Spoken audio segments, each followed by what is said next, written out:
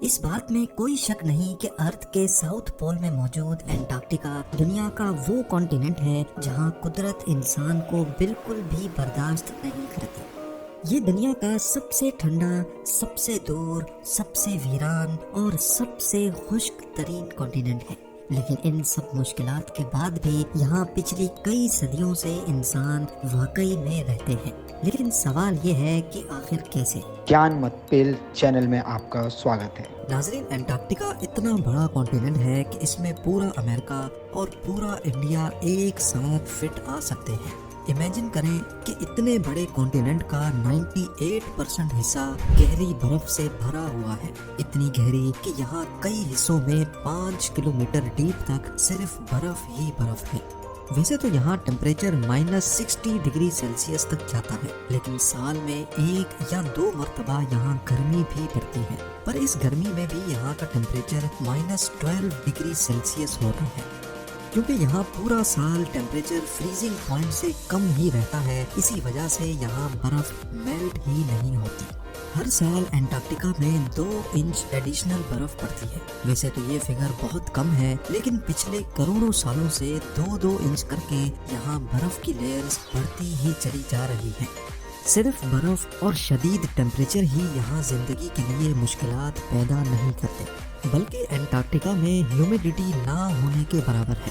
Normally ہمارے پاس ہوا میں 40% سے لے کر 80% واٹر ویپرز ہوتے ہیں، جو انسانی صحت کے ساتھ ساتھ ایکو سسٹم کے لیے بھی بہت فائدے مند ہوتے ہیں۔ لیکن انٹارکٹیکا میں ہیومیڈیٹی لیول صرف اور صرف 0.03% ہی ہے۔ یہی وجہ ہے کہ انٹارکٹیکا میں اسکن ڈیزیز اور باڈی کا ڈی ہائیڈریٹ ہونا بہت ہی کامن ہے۔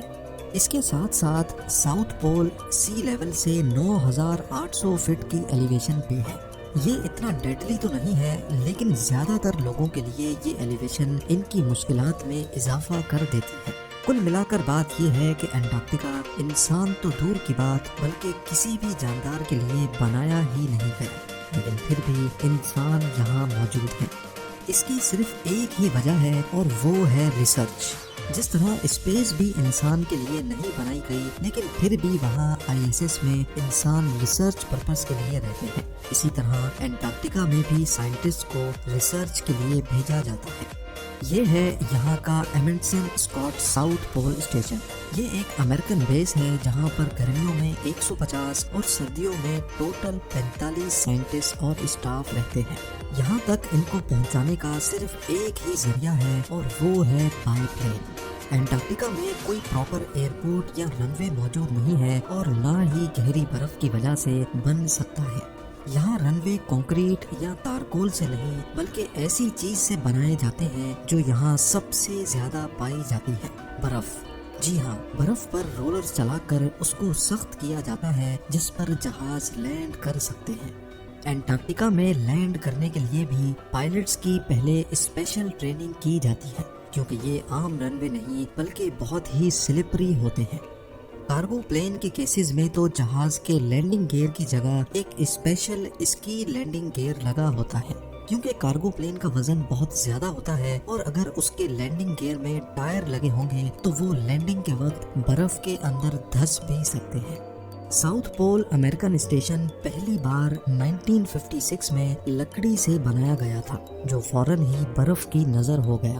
1974 میں اس کو اپ گریڈ کر کے ایک جائنٹ اگلو کی شیپ دی گئی۔ پوری بیس اسی اگلو کے اندر رہتی تھی، پر امریکنز کا یہ ایکسپیریمنٹ بھی ناکام رہا، کیونکہ ہر سال سردیوں میں یہ اگلو بھی برف کے اندر چلا جاتا تھا۔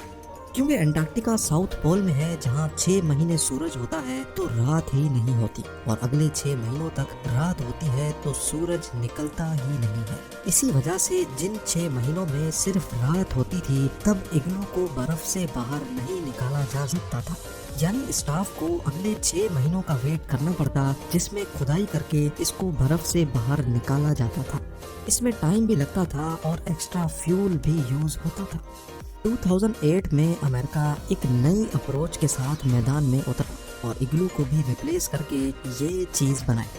اس بلڈنگ کی خاص بات یہ ہے کہ اس کی شیپ ایرو ڈائنامک ہے اور اس کو ہائیڈرولک پلرز پر برف سے تھوڑا اٹھا کر کھڑا کیا گیا ہے۔ एरोडायनेमिक शेप की वजह से तेज हवाएं इसके ऊपर और नीचे बर्फ को इकट्ठा नहीं होने देती, लेकिन हर 10 सालों के बाद फिर भी इसके नीचे बर्फ जमा हो जाती है, लेकिन तब इसको आसानी से अपलिफ्ट किया जा सकता है। एंटार्क्टिका एक फ्री कॉन्टिनेंट है, यानी इसको कोई भी कंट्री ओन नहीं करती। यहाँ पर 29 कंट्रीज के अपने अपने रिसर्च स्टेशंस बने हैं, लेकिन सवाल ये है कि साउथ पोल में कौन सी ऐसी रिसर्च होती है जो दुनिया में कहीं और मुमकिन नहीं। यहाँ ज्यादातर स्पेस रिलेटेड और एस्ट्रोनॉमिकल रिसर्च होती है। असल में नॉर्मली हवा में मौजूद वेपर्स आसमान को धुंधला कर देते हैं, और अगर हम ट्रॉपिकल एटमॉस्फेयर में टेलीस्कोप लगाएंगे तो ज्यादा दूर तक नहीं देख सकते। साउथ पोल में ह्यूमिडिटी ना होने की वजह से आसमान बहुत क्लियर नजर आता है, और टेलीस्कोप्स स्पेस में लाखों लाइट ईयर्स दूर तक भी आसानी से देख सकते हैं। ये है ब्लैक होल की फोटो, जिसको 2019 में पहली बार कैप्चर किया गया था। इस फोटोग्राफ को कैप्चर करने में भी साउथ पोल में लगे टेलीस्कोप्स का सबसे बड़ा हाथ था। एस्ट्रोनॉमी के अलावा यहाँ आइस कोर्स पर भी रिसर्च की जाती है। लाखों करोड़ों साल पहले अर्थ का क्लाइमेट कैसा था, तब हवा में कौन से पार्टिकल्स और गैसेस थी, ये सारे राज एंटार्क्टिका की बर्फ के नीचे छुपे हैं। इन आइस कोर्स को निकाल कर रिसर्च की जाती है और ये पता लगाया जाता है कि किस दौर में यहाँ क्या कुछ हुआ था। साउथ पोल में हार्श वेदर कंडीशंस की वजह से यहाँ कम से कम रिसर्चर्स को भेजा जाता है। रिसर्चर्स सिर्फ इक्विपमेंट लुक आफ्टर करते हैं और सारा डाटा उनको यहाँ से बाहर अपनी अपनी कंट्री में भेजना होता है।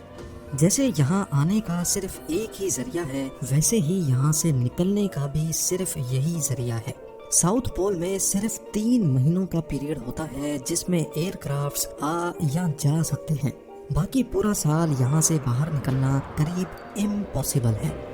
एंटार्क्टिका से भी दूर ह्यूमैनिटी अगर कहीं और है तो वो है इंटरनेशनल स्पेस स्टेशन में। लेकिन यहाँ मौजूद एस्ट्रोनॉट्स को भी अगर स्पेस से एवैक्यूएट करना हो तो वो किसी भी वक्त अपने आप को ओशन में लैंड करवा सकते हैं, लेकिन एवैक्यूएशन का ऑप्शन एंटार्क्टिका पर अप्लाई ही नहीं होता। इमरजेंसी की सूरत में यहाँ डॉक्टर्स तो मौजूद होते हैं, लेकिन सिवियर केसेस में वीडियो लिंक के जरिए अमेरिका में बैठे डॉक्टर्स का पैनल भी मौजूद होता है। लेकिन ये वीडियो लिंक इंटरनेट पे काम करता है, और यहाँ इंटरनेट भी एक बहुत बड़ा चैलेंज है। बाकी पूरी दुनिया में इंटरनेट रिमोट लोकेशंस पर सैटेलाइट के जरिए चल सकता है।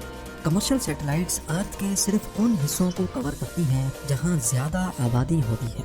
जैसा कि आप ग्लोब पे देख सकते हैं कि साउथ पोल हमारे प्लेनेट का लिटरली बॉटम है। अर्थ का ऑर्बिट करती सैटेलाइट्स साउथ पोल के ऊपर से गुजरती ही नहीं है, इसी वजह से यहाँ सैटेलाइट के सिग्नल्स भी रिसीव नहीं होते। सिर्फ चंद सैटेलाइट्स हैं जिनके सिग्नल्स साउथ पोल में आते हैं, वो भी सिर्फ चंद मिनटों या घंटों के लिए। यहाँ इंटरनेट यूज करने के लिए भी स्पेसिफिक टाइम का वेट करना होता है। जब सैटेलाइट साउथ पोल के करीब से गुजरेगी, सिर्फ तभी सिग्नल रिसीव होंगे।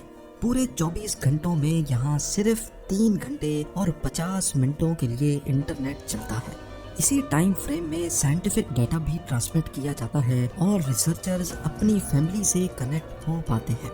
इसके अलावा साउथ पोल में वेस्ट मैनेजमेंट भी एक बहुत बड़ा इशू है। इंटरनेशनल लॉ के मुताबिक इस कॉन्टिनेंट को पॉल्यूशन और वेस्ट फ्री रखना सबकी जिम्मेदारी है, क्योंकि अगर यहाँ थोड़ी सी भी पॉल्यूशन हुई तो वो साइंटिफिक रिसर्च को असरअंदाज कर सकती है। इसका मतलब है कि यहाँ जो चीज भी आएगी उसको अल्टीमेटली वापस भी जाना है। यहाँ स्टेशंस का वेस्ट पूरे साल इकट्ठा करके उसको कोस्ट पे मौजूद मैकमोर्डो स्टेशन पे ट्रांसफर किया जाता है, जहाँ इस वेस्ट को प्रोसेस करके साल में सिर्फ एक बार आने वाली शिप पर वापस यूएस रवाना कर दिया जाता है। विंटर सीजन में साउथ पोल स्टेशन पे सिर्फ 45 लोग होते हैं। इन लोगों को बड़ी एहतियात से जांच पड़ताल करके इस मिशन के लिए सेलेक्ट किया जाता है, क्योंकि ये वो पीरियड होता है जिसमें अगर कोई ना कहानी हो गई तो उनका यहाँ से निकलना या बाहर की दुनिया का इनको रेस्क्यू करना नामुमकिन होता है। ये क्रू हर तरह की सिचुएशन से निपटने के लिए फिट होता है।